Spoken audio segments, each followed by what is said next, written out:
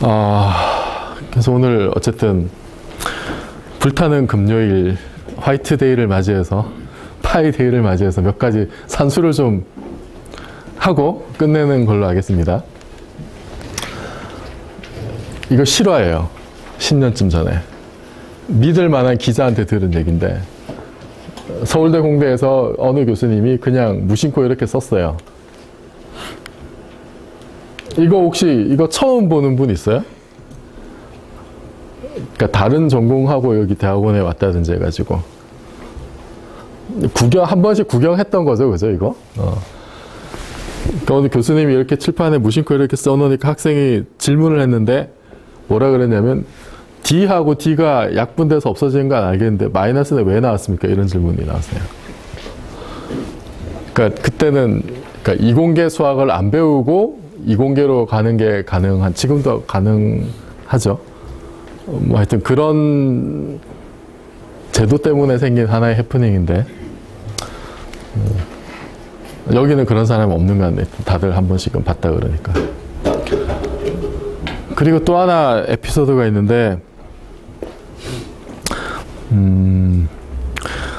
그러니까 물리학과 이제 그 교수로 계신 선배님들이 겪는 일들 중에 하나가 이렇게 재야 물리학자들을 상대해줘야 되는 경우도 있고, 그 다음에는 내 아들이 아인슈타인을 능가하는 천재가 아닐까라는 의구심을 가진 부모님들의 의혹을 해소해주는 역할도 해요. 그래서 아주 흔한 케이스는 아니지만 우리 애가 신동 같다, 데려와서 테스트 해달라, 이런 케이스가 있습니다.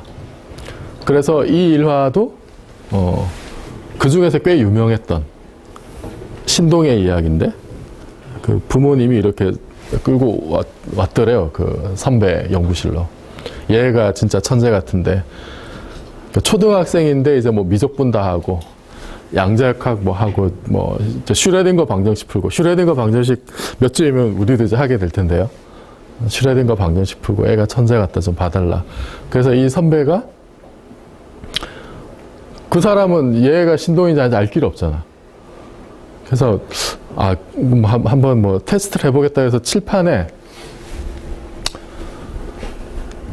처음에 이거를 쓰려고 그랬대요. 제곱 더하기 1 분의 1을 쓰려다가 이거는 너무 어린애한테 가혹하다. 그래서 그냥 이렇게 썼대요. 분의 1을 쓰려다가.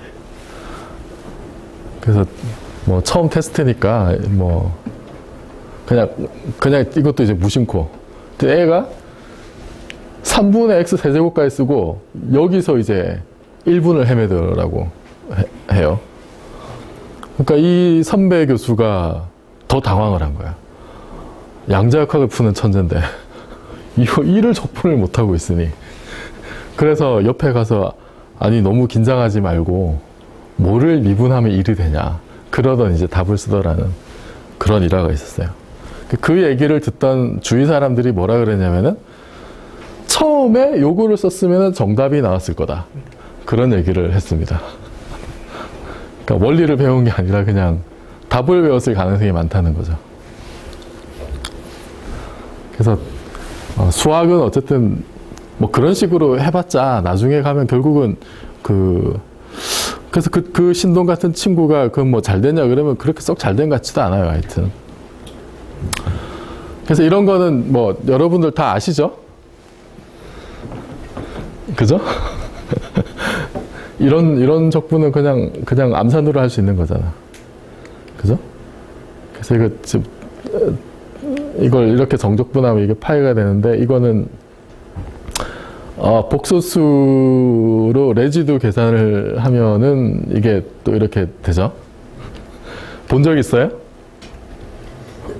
이게 공업 수학에 나오나요? 안 나오나요? 이거 레지두 처음 본 사람. 대부분이 뭐, 그럼 이거는 아시죠? 아크탄젠트인 거는 아시죠? 그죠? 뭐 모르셔도 돼요. 뭐 우리가 어차피 수학으로 냈다 달릴 것도 아니고 그냥 이런 게 있다. 그냥 구경을 하는 거고, 저도 뭐 잘 몰라요, 사실. 이거 뭐 늘 하는 계산이면 익숙하게 알겠지만은, 어쩌다 한 번씩 하는 계산 저도 책 뒤져보고 공부해야 돼요. 제가 대학교 3학년 때 수리물리를 배웠는데, 그때 교재가 이제 아프켄으로 했어요. 그 조지 아프켄 그 책. 근데 그때는 제가 학업에 별로 뜻이 없어서, 뭐 지금도 제가 그렇게 학문에 뜻이 있나 없나 이제 간혹 그런 생각이 들 때도 있는데, 그때는 더 했어요.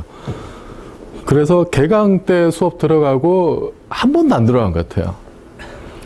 시험은 본 것 같은데 문제는 거의 못 풀었겠죠, 당연히. 그래서 그 수리물리를 D-를 받았어요. 그런데 이 운명이 참 얄궂은 게, 제가 어찌어찌해서 대학원에 가서 석사 2학년 때 그 저희 지도 교수님이 학부 3학년 수리물리를 가르치신 거야. 그래서 제가 조교를 했어요. 이제 눈앞이 캄캄해지는 거지. 그 둘이서 조교를 하는데 그 후배랑 같이 이제 아프켄 스터디를 했죠. 그런데 제가 이제 박사 진학한다고 한 번은 그 학과 도서관에 가서 성적표를 이제 제출을 해야 된다. 성적표를 스캔을 하는데 그거를 그 수업 듣던 학생이 봤어요. 저는 무심코 저는 뭐 그냥 있었는데 애가 딱 보더니 수리물리 D-인 거를 보고 이제 경악을 했죠. 그래서 후배들이 그때 이제 저를 위해서 책을 내주겠다며, 어떻게 D- 받은 사람이 조교를 할 수가 있느냐. 그 인생 성공 스토리를 책으로 써주겠다고 한 적이 있었는데, 저도 그래서 수리물리라고 하면은 굉장히 사실 아픈 기억이 많습니다. 수학 잘 못하고, 여러분이랑 별로 큰 차이가 없어요, 사실. 근데 어쨌든, 그래도 여러분들은 이 정도 알지. 이거 알면 어마어마한 거죠, 이 정도 알면. 그죠? 딴 데 가서 무슨 뭐, 강의를 하거나 뭐 이러면은, 그러니까 과학을 얘기하고 물리를 얘기해도 굉장히 한계가 있을 수밖에 없어요. 산수를 뭐 쓸 수가 없으니까. 근데 어쨌든 우리는 최소한 좀 필요한 것들을 약간의 여러분들한테 부담이 될지도 모르겠지만 좀 하면서 좀 맞춰가면서 어려운 건 조금 더 뭐 풀어서 하든지 아니면 건너뛰든지 뭐 이제 이런 식으로 좀 앞으로 맞춰가면서 좀 했으면 좋겠다는 의미에서 이제 하나씩 소개를 드리는 거예요. 그래서 먼저 이제 벡터는 다 알죠. 이게 왜 중요하냐면 나중에 일반 상대성 이론을 가면 다 벡터예요. 그러니까 주로 일반 상대성 이론에 조금 초점이 맞춰져 있어요. 여기 이제 그 필요한 수학들이 뭐 양자역학도 물론 이제 뭐 포함이 되지만, 그래서 거기에 직접적으로 이제 쓰일 것들이 자주 나올 거예요, 아마. 우선 벡터는 다 잘 아시죠? 크기와 방향이 있고 크기만 있으면 스케일러라 그래요. 벡터의 성분이 이제 이렇게 있습니다, 그죠? 그래서 이거를 그냥 가로를 쳐서 이렇게 좌표처럼 쓰기도 하고, 이렇게 EX, EY 그 축 방향으로 단위 벡터를 정해가지고 이렇게 쓰는 경우도 있죠. 그래서 이거를 이제 시그마 기호를 써가지고 이렇게 표현을 하는데, 얘를 기저라 그래요, 베이스. 이건 다 아시는 내용이죠. 그죠? 고등학교로 돌아간 기분이죠. 벡터의 크기는 이 길이니까 뭐 성분을 제곱해서 루트를 씌우면 길이가 나오고. 세상이 이렇게만 되면 얼마나 좋겠어요, 그죠? 아인슈타인 컨벤션이라는 게 있는데, 이거는 첨자가 중복되면은 그 중복된 첨자는 쭉 더하는 거를 이제 그 편의상 기호로 도입을 하는 거예요. 그래서 방금 봤듯이 벡터 A를 성분과 기저로 이렇게 쭉 시그마 뭐 EI, AI 쓰는데, 이게 지금 중복되면, 인덱스가 중복되면 그냥 시그마 빼고 이렇게 쓰겠다는 거예요. 근데 이제 헷갈릴 경우가 있겠죠. 썸이 될 때가 있고 안 될 때가 있고, 그리고 혼동이 있을 때는 이제 명시를 해요. 썸을 해라, 썸을 하지 마라, 그런 식으로. 근데 보통은 혼동 없이 뭐 잘 돼요. 그래서 뭐 이런 것도 그냥, 이게 지금 n 차원이 명시적으로 이렇게 임플리시트하게 가정이 돼 있으면은 그냥 뭐 이렇게 써요. 그러면 대략 이렇게 쓰면 그 벡터가 정의된 공간의 차원까지 그냥 더하는 걸로. 그런 식으로 하고, 그리고 벡터 변환이 이게 중요한데, 그러니까 벡터가 이런 그 x, y, z 축에 대해서 이렇게 벡터가 하나 있어요. 벡터 A가. 근데 이거를 기술하는 축을 이렇게 바꿔가지고 새로운 프라임이 붙은 축에서 이 벡터를 기술하면 이게 성분이 바뀌죠. 프라임으로 다 바뀌어요. 프라임으로 다 바뀌는데 요게 이제 어떻게 변화를 하느냐. 우선 이 축이 좌표가 바뀌는 변환식이 있어요. 프라임이 붙은 놈이 프라임 안 붙은 놈하고 서로 이제 이런 관계가 일반적으로. 그러니까 이제 J가 겹치니까 여기 우변에는 J에 대한 서메이션이 있는 거예요. 맞아요? J에 대한 서메이션. I 성분이 AI, 이게 뭐 행렬로 생각해도 되는 거죠. 행렬. IJ가 있고, 이거 이제 J 성분끼리 쭉 이렇게 더해 나가는 건데, 이 개수가 뭐냐면은 방향 코사인이라고 하는 거예요. 디렉셔널 코사인. 그래서 이거는, 이 개수는 이렇게 프라임이 붙은 좌표와 프라임이 안 붙은 좌표 사이에 파셜 데리버티브로.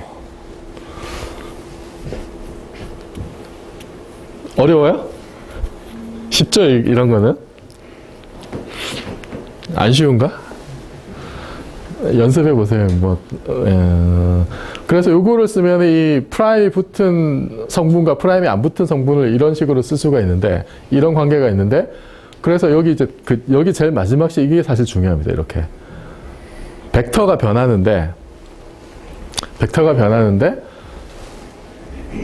프라임이 붙은 놈이 안 붙은 놈에 대해서 이런 식으로 변하는 거. 이거 좌표 사이에 이런 그 방향 코사인이 이렇게 프라임이 붙은 놈이 위로 올라가고 안 붙은 놈이 내려오면서 편미분으로 돼 있는 그렇게 정의된 코사인이 변환 개수로 들어가 있는 요 규칙에 따라 변화하는 벡터를 콘트라 베리언트 벡터라고 그래요. 콘트라 베리언트. 뭔가 거꾸로 변한다 그 얘기죠. 콘트라 하다는 게. 그러니까 정확한 의미는 뭐 나중에 나올 텐데 하여튼 벡터의 변환이 이런 식으로 방향 코사인을 매개해서 변한다. 근데 콘트라 베리언트 하게 변하는 놈이 있어요. 이게 특별히 이제 프라임이 이렇게 위에 붙은 놈. 이게 나중에 보면 이게 이제 뒤집어지는 경우가 있는데 그거는 코베리언트 벡터라 그래요. 같이 있는 벡터. 콘트라 베리언트 한 게 있고 코베리언트 한 게 있어요.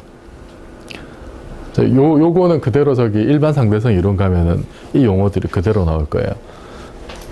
그러니까 사실 뭐 아주 자세히 몰라도 되는데 알면은 좀 더 편하게 물리를 즐길 수가 있으니까 그냥 디테일은 모르더라도 벡터가 좌표 변화에 따라서 변화를 하는데 코베리언트 한 게 있고 콘트라 베리언트 한 게 있다. 그 정도만 아시면. 그 다음에 벡터를 두 개 가지고 연산을 할 수가 있는데 스칼라 곱이 뭐 일단 있죠. 그래서 벡터 A, B가 있으면은 그 이루는 각이 이제 세타라고 했을 때 성분이 이렇게 각각 이렇게 주어져 있으면은 그 스칼라 곱은 이렇게 주어져. 이건 고등학교 나오는 식이죠.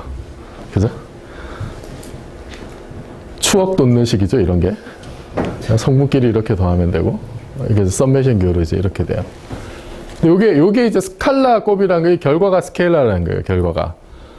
결과가 스케일러라는 얘기는 뭐냐면은 좌표가 바뀌어도 이건 안 변한다는 거예요. 네? 프라임이 A하고 B가 똑같이 프라임을 붙이더라도 이렇게 곱한 양은 절대 변하지 않는다. 좌표에 따라서. 그게 스케일러의 정의죠.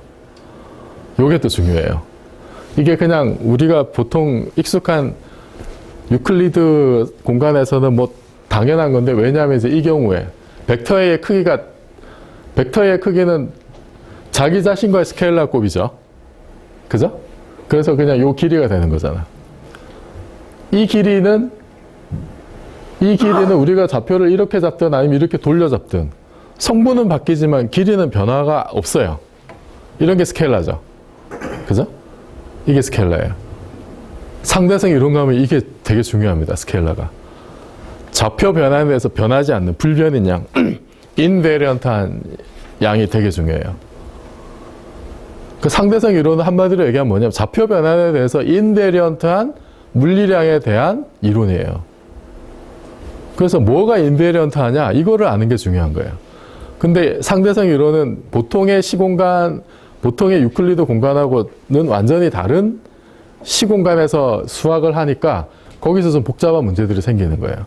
근데 기본적으로는 어쨌든 인베리언트한 양을 다루는 복잡한 시공간 속에 벡터들이 있는데 그 벡터들 사이에 어떤 조합을 하면은 이런 식으로 이것과 비슷한 인베리언트한 양을 만들 수가 있어요. 그런 양들에 대한 물리학이 상대성 이론이에요.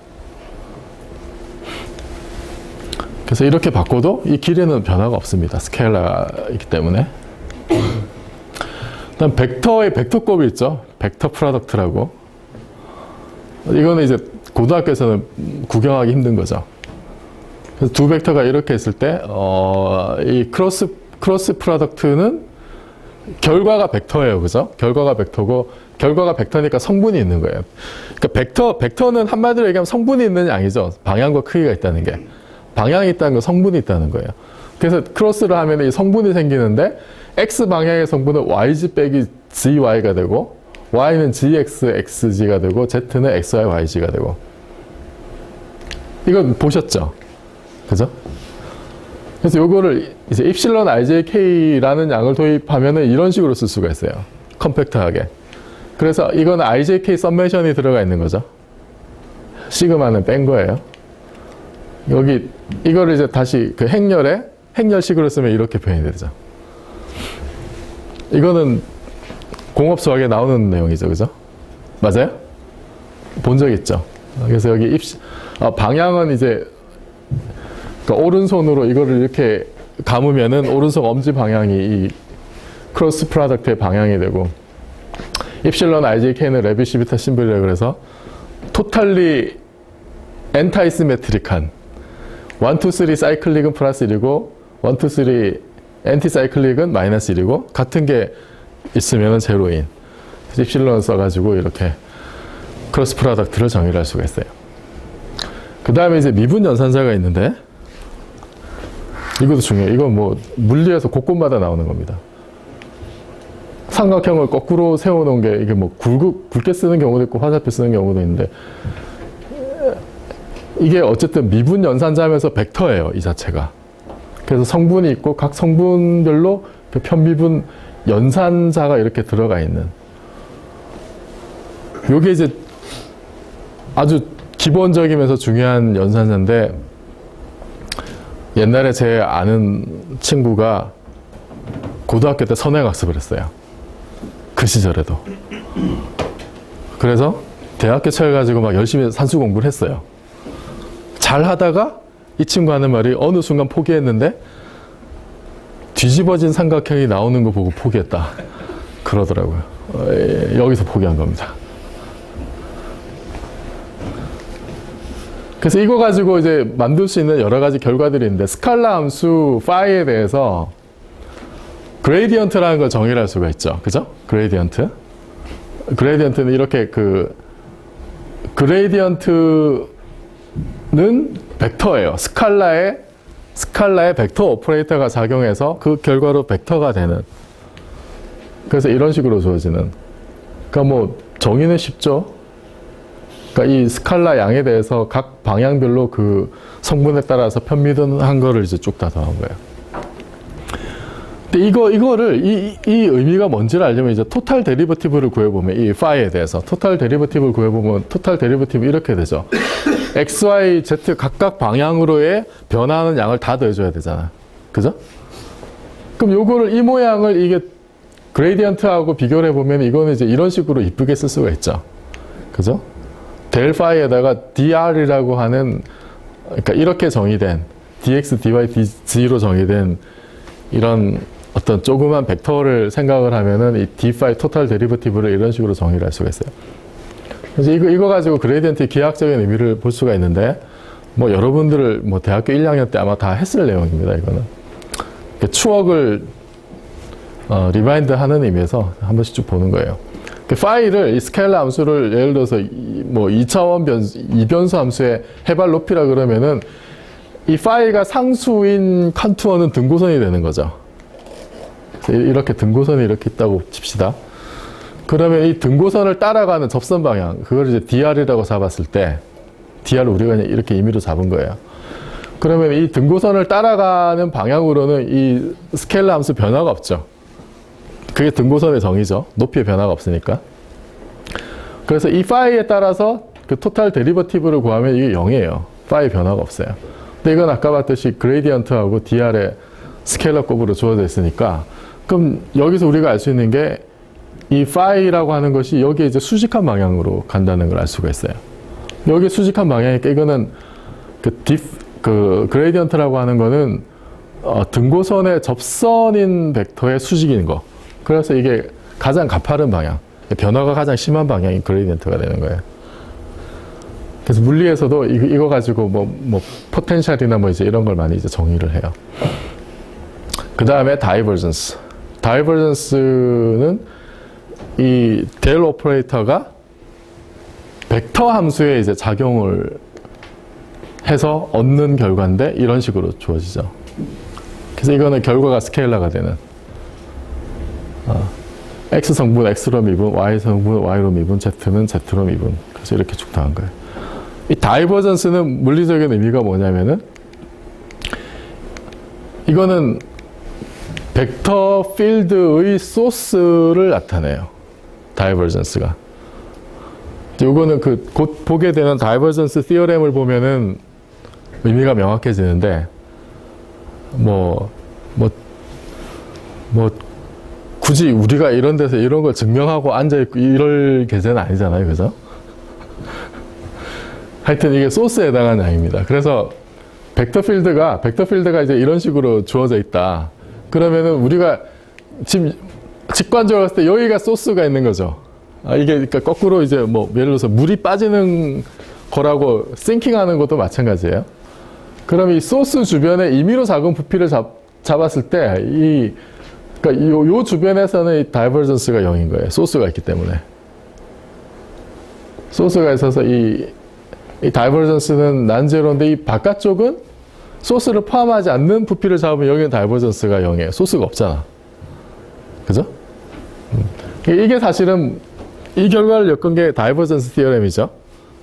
곧 이제 보게 될 거예요.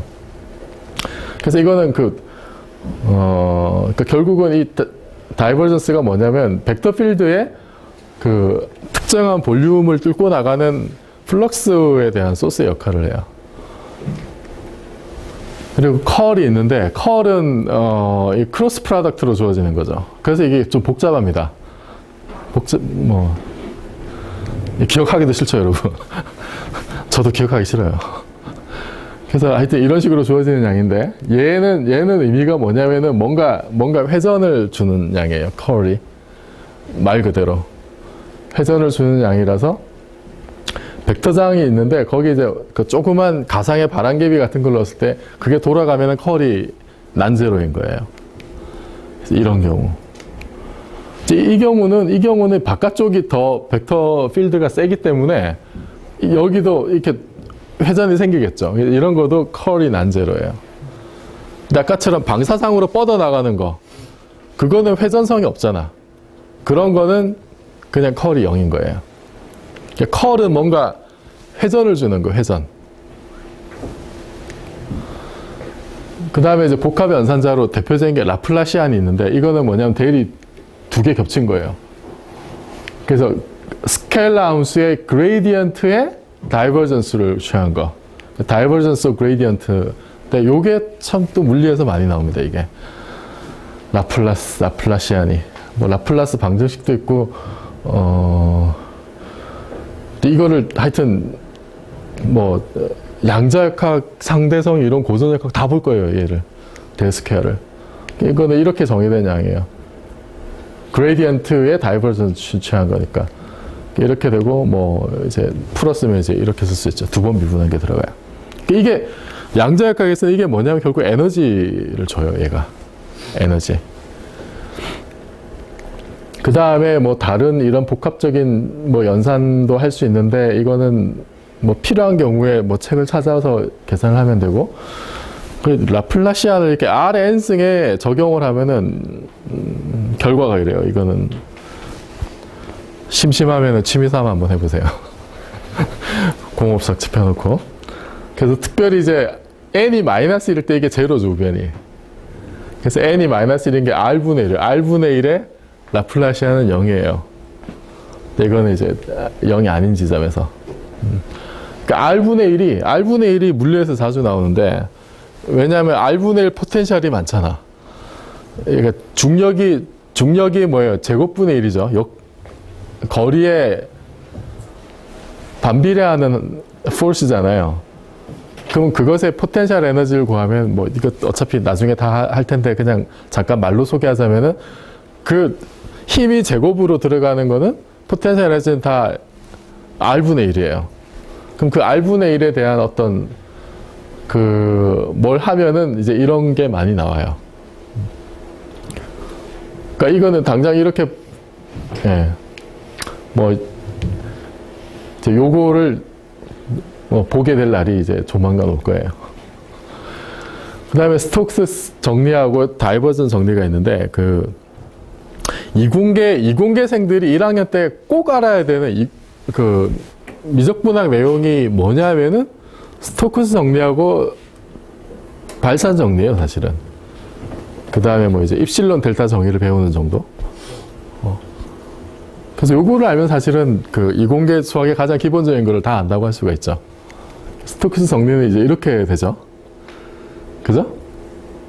그래서 요거를 보면 이제 벡터 필드의 컬의 면적분이 그 벡터의 면적의 이제 면적을 둘러싼 선적분으로 바뀌는 건데, 그래서 이렇게 이 벡터 필드가 이렇게 있고 이런 S라는 면이 있을 때 이 면에 대한 컬의 면적분이 뭐냐면은 이 벡터 필드를 이렇게 경계를 따라서 돌아가면서 선적분을 한 양이다, 그 얘기죠, 이게. 그래서 이게 이제 컬이 회전량을 주는 거예요, 요거 때문에. 그러니까 정확하게 얘기하면 뭐야, 단위 면적당, 이게 ds가 있으니까 단위 면적당 이 경계를 따라 돌아가는 양, 그게 컬의 의미가 되겠죠. 어쨌든 컬은 뭔가 회전하는 걸 주는 거예요.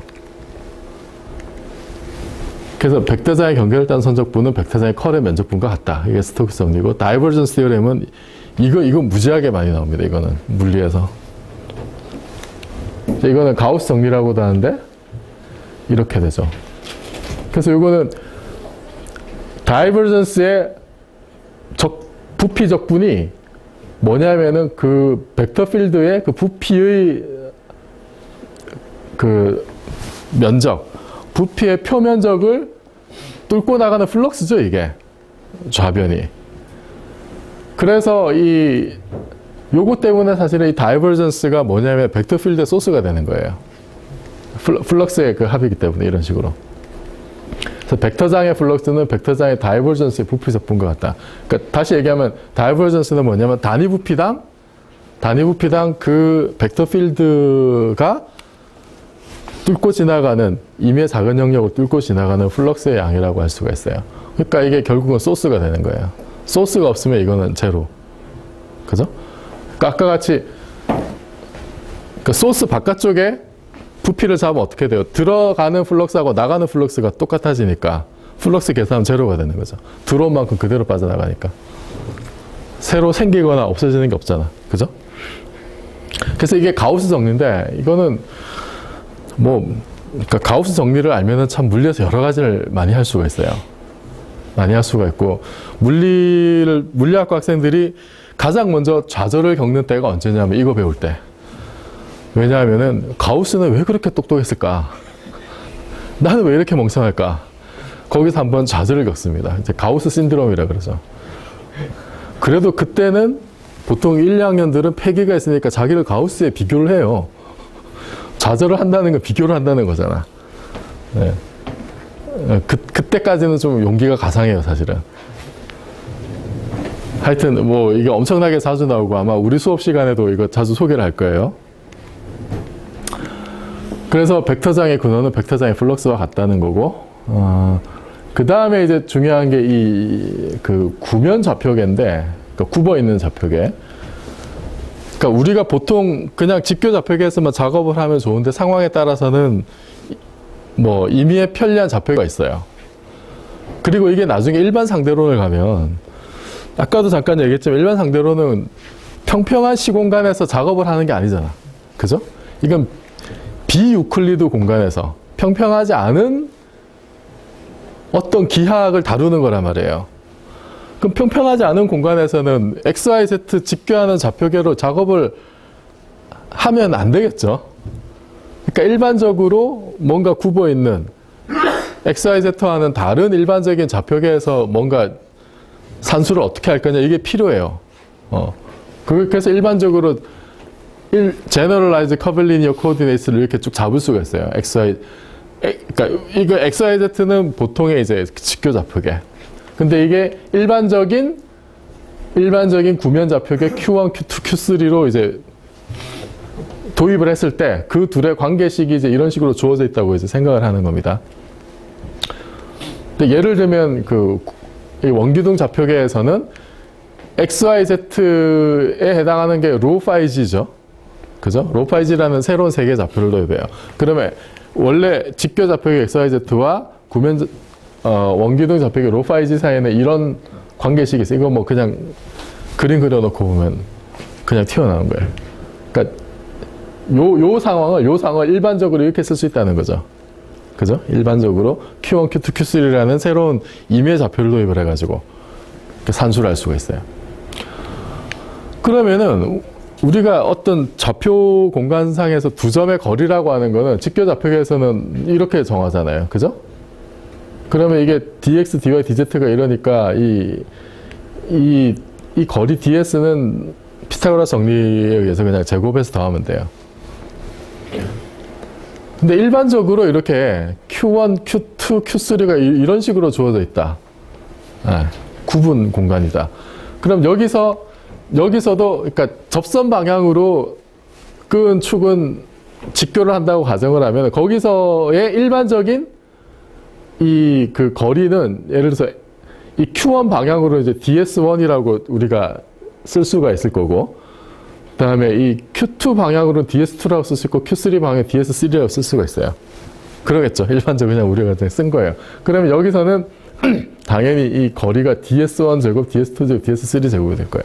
그럼 우리가 바뀐 좌표계에서 거리를 잰다는 거는, 바뀐 좌표에서 거리를 재는 거는 바뀐 좌표에서의 이 인피니테시말한 디스플레이스먼트가 얼마나, 요걸 아는 게 중요하다는 거죠.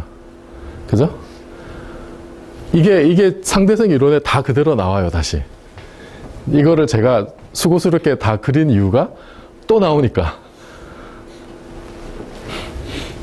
그래서 거리는 그 두 점 사이의 그 짧은 거리가 이렇게 되는데, 요거를 어떻게 쓸 수 있냐면은, 우리가 dx, dy, dz를 q1, q2, q3에 대해서 이렇게 풀어 쓸 수 있죠. 토탈 데리버티브를.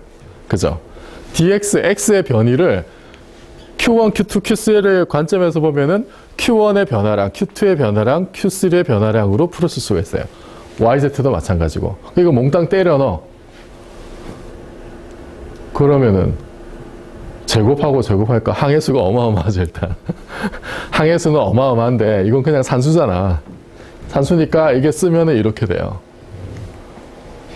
일반적으로 개수가 그냥 이렇게 이쁘게 그냥 이렇게 나와요.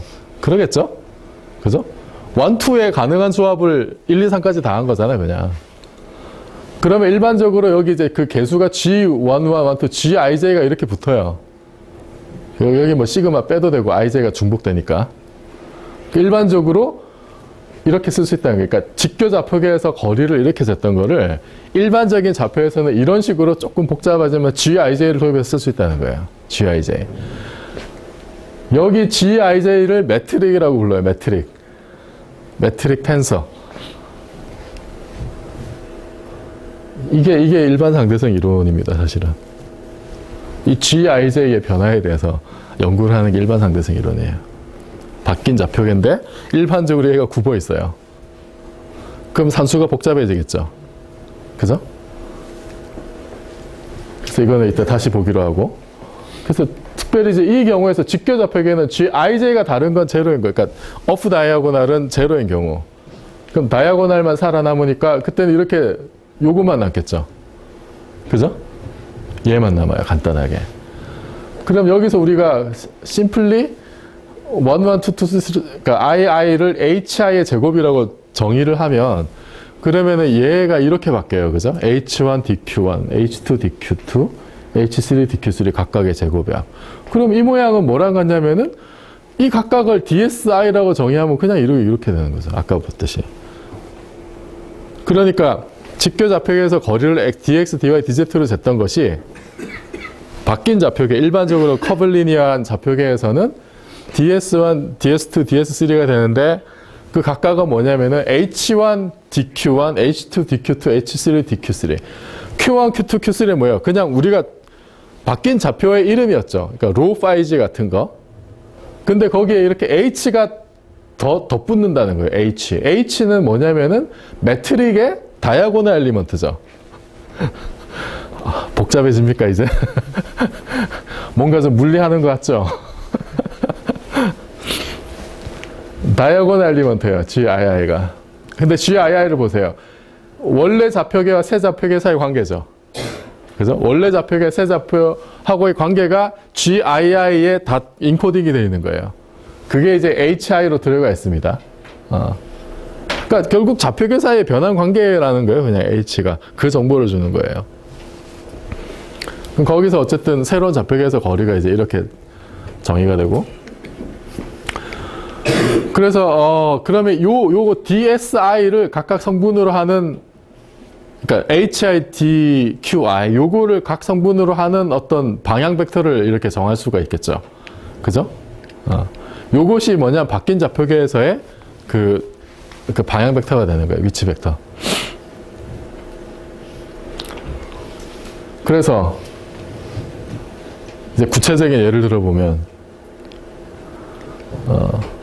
일반적으로, 그러니까 이게 XYZ가 근데 일반적으로 커블리니어라고 보고 이게 서로 직교한다고 보면, 그러면 거기서 이런 그 미세한 디스플레이스먼트를 정의할 수가 있는데, Q1 방향으로의 이 변화량을 DS1, 이건 이제 H1, DQ1으로 줘지고, Q2 방향으로는 DS2, H2, DQ2, 그죠? Q3 방향으로는 DS3인데 이제 이렇게 될 거예요. 여기서는 그러니까 미분 연산자가 뭐 그레디언트나 다이버전스나 커리 이렇게 복잡하게 이제 주어지는. 보면 H1, DQ1이 뭐냐면 이게 DS1이죠, 이게 사실은. 그러니까 DS1에서 이거를 쭉 한 거예요. 근데 이제 다이버전스나 커리에서는 이게 상황이 좀 더 복잡해진다는 거고. 이런 거 외우고 다니고 이런 짓거리 하면 안 됩니다, 여러분. 당연히 뭐 이런 거 제가 기말 시험에 내지도 않을 거고, 뭐 이런 거는 테이블 보고 찾아보거나 뭐 그러는 거니까. 어쨌든 그냥 원리만, 이게 좌표가 바뀌면은 뭔가 H가 따라 붙는다. 근데 H는 뭐냐면은 매트릭의 다이아고널 엘리먼트다. 그 정도만 알면 돼요. 매트릭이 중요하다, 하여튼. 매트릭. 예? 매트릭도 미터랑 어원이 같죠? 그래서 뭐 재는 거예요. 바뀐 기하에서 거리를 어떻게 될까? 그게 매트릭이에요, 매트릭. 원래 좌표와 바뀐 좌표 사이의 관계식. 자, 그래서 뭐 우리가 잘 아는 뭐 카테시안 좌표계에서는 이거는 뭐 3차원에서는 이게 XYZ를 이렇게 정의하죠. 그죠? 그래서 거기서의 그 약간의 변이가 DX, dy, dz, 이거 뭐 축 따라 이렇게 변하는 거예요. 그래서 이것의 볼륨 엘리먼트는 dx, dy, dz 그냥 이렇게 돼요. 이건 아주 심플한 경우고, 그 다음에 실린드리칼은 어떻게 되냐면은, 실린드리칼은 점 하나를 정해주는데, 로우 파이 g로 정의를 하죠. 로우 파이 g. 로우 파이 g로 하는데, 얘를 이제, 로우 파이 g를 이렇게 정의하죠. 요 z는 똑같은데, 파이가 뭐냐, 이렇게 돌아가는 각도예요. 이렇게 돌아가는 각도. 그래서 파이는 0에서 2파이까지고, 로우는 여기 Z축에서 이 벡터까지의 거리. 그래서 이렇게 써놓고 보면은 이 로우 방향으로, 그러니까 로우 파이지가 새로운 이제 변수, Q1, Q2, Q3에 해당한 거예요. 그럼 로우 방향의 디스플레이스먼트가 얼마냐면은 이게 DS, 그게 이제 DS1이라 그러면 이게 Q1, Q2, Q3인 거예요, 지금. Q1이 로우고 Q2가 파이고 Q3가 Z인 거예요. 그럼 로우 방향의 디스플레이스먼트는 DS1은 D로가 되죠. 그러니까 이쪽 방향으로. 로우가 커지는 방향으로 약간의 변화가 생기는 거예요. 파이 방향으로 각도가 조금 더 커지면은, 그 전에 이제 D3를 먼저 하면 Z 방향으로 올라가는 것까지 이제 이렇게 되고, 파이 방향이 이렇게 돌아가는 거죠, 지금. 그죠? 파이가 D파이만큼 이렇게 변하면은, 여기 지금 이 정도의 변이가 생겨요. 이 정도의 변이. 이 정도의 변이가 생기는데, 요 길이가 얼마냐면은, 지금 이게 부채꼴인데, 호의 길인데, 반지름이 로우고, 각도가 D파이인 호의 길이를 구하는 거죠. 그래서 이 길이가 로 D파이가 되겠죠. 그죠? 이것도 다 하셨죠? 그죠? 처음 보는 거 아니죠? 처음 봐요? 본 적이 있을 거야, 아마 분명히. 본 적이 있는데, 어쨌든, 다시 한번 복습하는 의미에서. 그래서 이 S2, 그러니까 파이 방향으로의 변이는 로 D파이가 되는 거예요. 로 D파이. 그럼 여기 로 값이 뭐냐면 H2에 해당하는 거죠. H2, Q2니까. 그죠? 그러면은 이 DS1, DS2, DS3로 이렇게 정의가 되는 이 부피 요소를 우리가 생각을 할 수가 있어요. 이렇게. 얘만, 그래서 요 DS1, 2, 3에 대해서 우리가 이게 H1, Q1, DQ1, H1, DQ2, H3, DQ3를 보면은 이 H1, 2, 3가 이제 이렇게 주어지죠. 그러니까 매트릭의 좌표 변환의 매트릭의 다이아고널 엘리먼트가 요렇다는 거. 그래서 요 부피만 놓고 보면은, 이 부피 요소만 놓고 보면은 이 DV가 각각을 다 곱한 거잖아요. 그죠? DS1, DS2, DS3를 3개 곱한 게 부피 요소가 되는데, 그래서 여기서는 그 D로 로, D파이, DZ를 셋 다 곱해야 되니까 부피 요소가 이제 이렇게 되는 거예요. 로, D로, D파이, DG. 맞아요? 그 다음에 슈페리칼을 이거를 자주 쓸 거예요, 우리가. 슈페리칼은 모든 게 구잖아. 지구도 구고, 그죠? 태양도 구고. 태양 주변에 시공간이 휘어지는데 그거 어떻게 기술할 거냐? 아인슈타인은 직교 좌표계를 했어요. 처음 논문 쓰고. 아인슈타인이 산수를 좀 못해서 저기 누구야? 민코프스키한테 혼났다 이런 일화가 있긴 하지만, 그래도 그 어려운 미분 방정식을 직교 좌표계에서 구형에 뭘 가지고 했어요.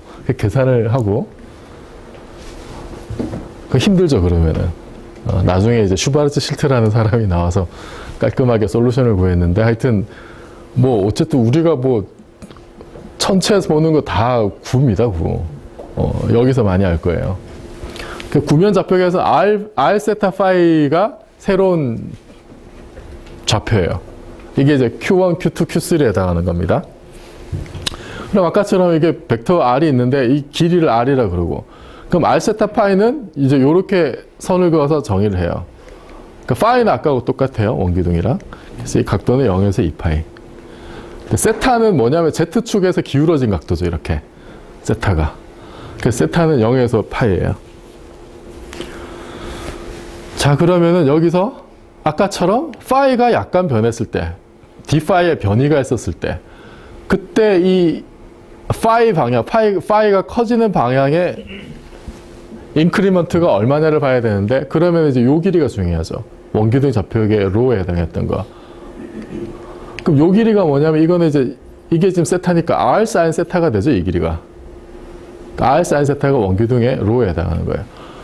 그러면은 이쪽 파이 방향의 디스플레이스먼트, 그러니까 파이니까 S3가 되겠죠. S3에 해당하는 양이 얼마냐면 R 사인 세타의 D파이가 돼요. R 사인 세타의 각도 D파이. 그죠? 이게 파이 방향의 변이에 해당해요. 그 다음에 세타 방향으로 세타가 증가하면 이만큼 변이가 생기죠, 이렇게. 그러니까 Z축에서 이렇게 이 XY 평면으로 이렇게 조금 더 기울어진 거예요. 그러면은 이런 변이가 생기는데, 이때 이 길이, 이 D세타에 의한 변이의 길이, 세타니까 이게 그 Q2 방향의 인크리먼트는 얼마냐면, 이게 길이가 R이고, 이 각도가 D세타인 호의 길이니까, 요거는 이제 R D세타가 되겠죠, 요 길이는. 그러면은 지금 각도 세타하고 파이의 변이에 대해서 지금 이 두 성분이 생겼는데 이걸로 하나의 그 넓이 요소가 나와요. R이 고정된, 반지름이 고정된 상태에서 파이 방향의 변이와 세타 방향의 변이가 주는 넓이 요소. 그래서 그 넓이 요소가 뭐냐면은 ds인데 이게 r sin 세타 d 파이 하고 r d 세타 곱한 거예요. 그죠? 이게 뭐냐면 구 표면에 넓이 요소가 되는 거죠. 구 표면에. r이 고정되어 있을 때. 그죠? 파이 방향으로, 그러니까 파이니까 이게 뭐 위도, 경도 방향의 변이가 이거고 위도 방향의 변이가 이제 r d 세타인 거. 그래서 이거를 쓰면은 r 제곱 사인 세타 d 세타 d 파이 이걸 자주 보게 될 겁니다, 여러분들이. 이걸 적분하면 어떻게 돼요? 9의 건널비가 나오죠. 그죠? 4파이 r 제곱. 근데 여기서, 그러니까 r 방향의 변이도 이렇게 있습니다. 그죠? 이게 한쪽이 ds2, ds3가 이런데 r 방향의 변이가 이제 dr이 이렇게 있으면은 그러면 이 요소를 다 고려하면 이런 부피가 생겨요. 그죠? 그러면 이 부피는 이 부피 요소, 그러니까 이 부피 요소에 대해서 이제 그 H1, 2, 3가 이게 DS1은 H1, DQ1, DS2는 H2, DQ2, 이거는 H3, DQ3니까 H1, 2, 3가 이렇게 정의가 돼요. 그러니까 요게 뭐냐면은 구면 좌표로 갔을 때 매트릭의 성분이 되는 거죠. 매트릭. H가 매트릭이었으니까. 그래서 이때 그 부피 요소는 이 세 개를 다 곱하면 되겠죠? 그죠? dr을 곱하고 r d 세타, r sin 세타, d 파이를 곱하면 돼요. 그래서 그 결과가 r 제곱 dr sin 세타, d 세타, d 파이가 돼요. 아마 여러분들이 한 번은 보셨을 텐데, 그러니까 이거를 그냥 이 세 좌표의 방향으로 얼마만큼의 인크리먼트냐를 염두에 두고 기억을 하시는 게 도움이 돼요. 앞으로도 계속.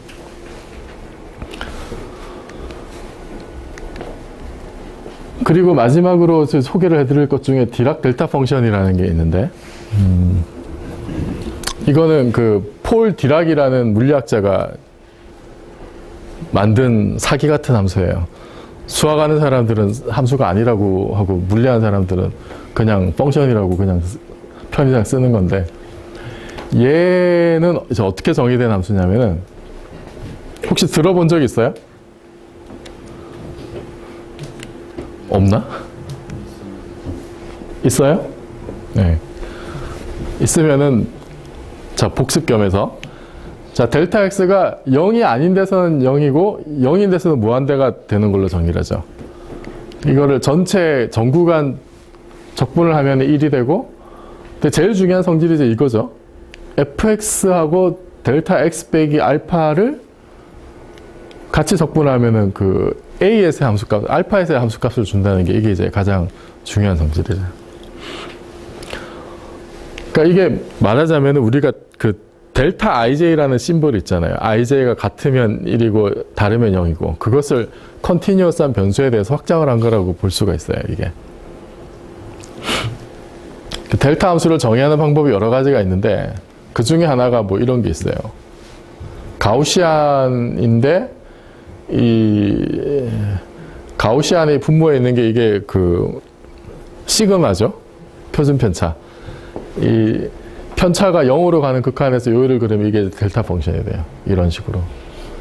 이건 제가 위키에서 가지고 온 건데 a가 작아질수록 0인 데서 이렇게 무한히 큰 폴이 생기는 함수가 델타 함수예요. 근데 이 델타 함수를 이제 쉽게 접할 수 있는 예 중에 하나가 이제 푸리에 변환해서 우리가 볼 수가 있어요.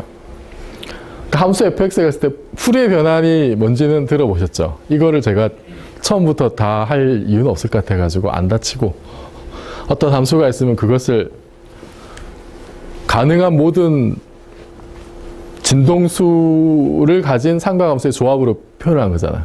그죠? 그래서 함수 fx에 대해서 푸리에 변환이 이제 이런 식으로 주어져요. 이제 컨벤션에 따라서 이제 루트를 뭐 넣기도 하고 안 넣기도 하는데 그럼 이 i 오메가 t로 이제 이렇게 적분을 ft 이렇게 하면은 그 새로운 함수 G 오메가가 함수 F에 대한 풀이의 변환 함수가 되는 거죠. 그럼 이거 역변환이 역변환이 이렇게 되고, 그죠? 이거 플러스 I 오메가 t 여기는 마이너스 I 오메가 x가 돼요. 맞아요? 본 적 있죠, 이거?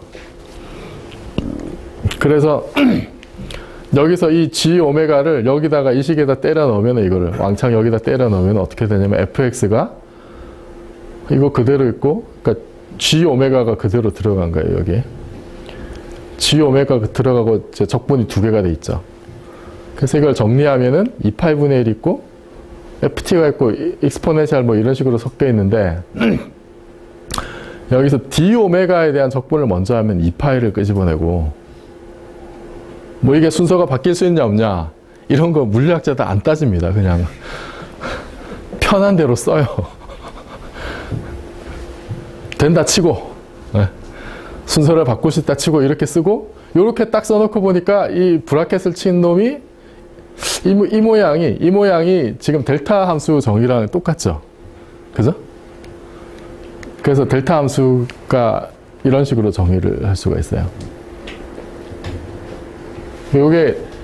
이거는 이제 1차원 델타 펑션을 정의한 건데, 뭐 일반적으로 n차원 델타 펑션 정의할 수가 있어요. n차원이 되면은 이 p가 n차원 벡터가 되고, 이 적분이 n차원 볼륨 인테그럴이 되는, 그렇게 그냥 확장이 될 뿐이에요. 다른 거는 다 변화가 없고. 그래서 이것도 아마 뭐 볼 기회가 뭐 양자역학이나 이런 걸 하면 한 번씩 볼 기회가 있을 거예요. 그래서 이제 적어 놓은 거고. 역시 산수라니까 지겹죠, 그죠? 네, 끝났습니다. 마지막으로 그 디락 함수를 개발했던 디락이 이런 말을 했대요. 디락과 관련해서는 참 일화도 많은데, 디락이 1902년생인가 그래요. 하이젠베르크가 1901년생이고 28살에 자신의 이름이 붙은 방정식을 만들고, 디락 방정식. 28년에 만들었으니까 27살인가? 그리고 32년에 노벨상을 33년에 노벨상을 받아요. 32살. 여러분도 이제 20대 중후반이니까 디락을 보면서 나는 20대 때 뭐 했나 이런 자학을 할 필요는 없습니다. 근데 디렉은 사실 그 업적에 비해서 굉장히 대중적으로 알려져 있지는 않아요, 사실. 그 디렉 방정식이 굉장히 중요한 방정식이거든요. 그런데 디락 방정식을 배우려면 물리학과 대학원을 가야 돼요. 좀 어렵습니다, 디락 방정식은. 아무튼 그 덕분에 상대성이 일어나고 특수 상대성이 일어나고 양자역학이 조화롭게 결합을 한 결과를 내게 됐고, 그 기반 위에서 지금 뭐 힉스 입자나 이런 것들이 사실 다 튀어나오는 거예요. 그래서 아마 디락 방정식을 뭐 자세하게 공부하고 풀고 이러지는 않을 텐데 구경은 할 수 있을 거예요, 여러분들이 수업을 들으면서. 그래서 오늘 강의는 여기서 끝내고 강의 요약문을